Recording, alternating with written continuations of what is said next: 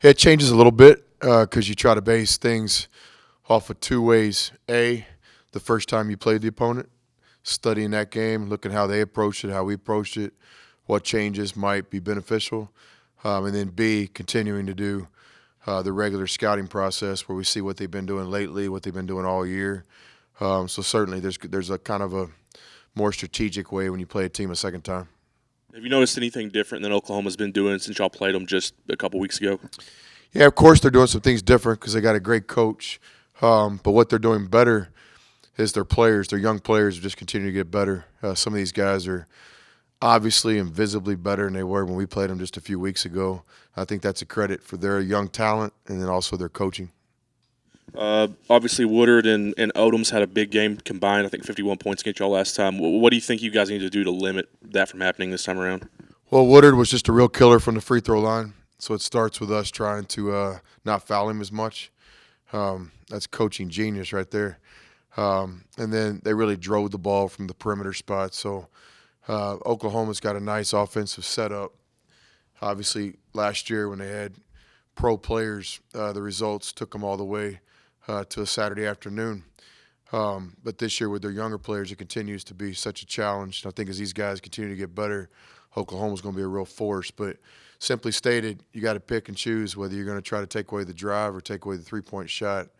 And that's something that I think we'll have to try to adjust throughout the game. I don't think we can go into the game saying we're going to play them this way. I think our players are going to have to embrace the idea that we're going to have to play different over the course of a 40-minute game to have a chance to be successful. What do you think you guys need to do to be more aggressive this time around than you were whenever it was in Norman? Yeah, just definitely that fine line between jump shot versus drive. We've got good shooters on this year's team. We've had some success in big games making and taking and making shots, but we're also a better team when we get to the free throw line. You know, I think before the Texas game, we were 15-0 on the season where we took more free throws than the opponent. We were 0-6 when we didn't. So that's a pretty glaring, stat right there. The Texas game, I think we got more free throws, and it should have held true, but we didn't make enough free throws in that game. So we're certainly a better team when we get to the free throw line. To do that, we have to be aggressive, but we also don't want to turn down open shots, so there's a fine line there.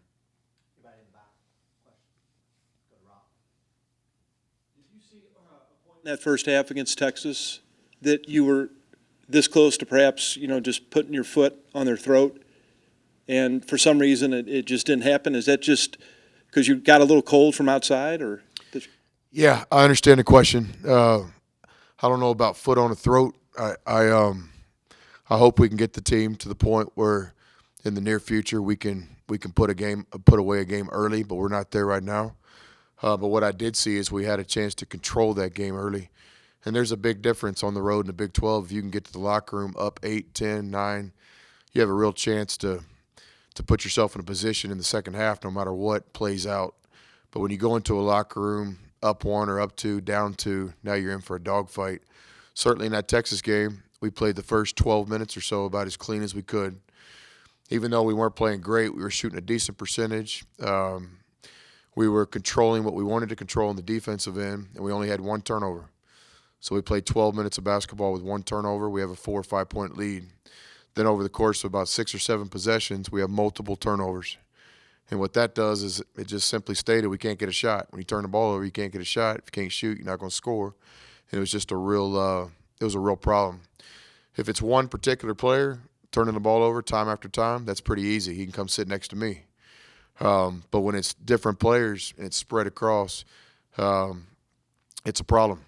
And we used a couple timeouts in the first half to try to control that. I think one media timeout and one called timeout.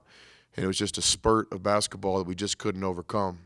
Now in the second half, we have a chance to win the game, but it sure would have been a lot better for us if we would have been up 7 or 8 points at halftime. So I totally agree. The stretch in the first half against Texas where we turned the ball over multiple times ended up being what put us away. Anything else for Coach before we let go back to Will? What do you think about the last 2-3 minutes against Texas? Just from my perspective, it seemed like guys settled for threes instead of driving there at the end of the game. I mean, first of all, is on a positive side, we put ourselves in another position on the road in the Big 12 to have a chance to win a one-possession game. And so as long as we continue to do that, we stay the course, I think there's going to be great times ahead in the program here. So there were some positives. On the negative side, we just have to execute better. I thought changing the defenses gave us a chance. I think we got 5 or 6 straight stops in the zone look. And then on offense, I agree, but a couple of those shots were some of our best shooters. If I told you before the game, hey, Anthony Livingston's going to get a wide open look right here, would you take it? Probably so. So, I think we're on the same page. We don't want to settle, but we want our best shooters to take shots. It's just we got to continue just to get better. We just got to continue to get better. What did you just think about how Keenan played with his injury and just where he's kind of at health wise right now? I think Keenan would be the first to tell you this. I thought he played hard. He played to win. It was a courageous effort, but he has to play better. And so if Keenan has 5 turnovers in a game, victory's not going to be in our favor. But I liked his fight. I liked his competitiveness. I have no problem with the way Keenan tried to make plays, but just simply stated he has to play better, and I think he'll be the first person to tell you that.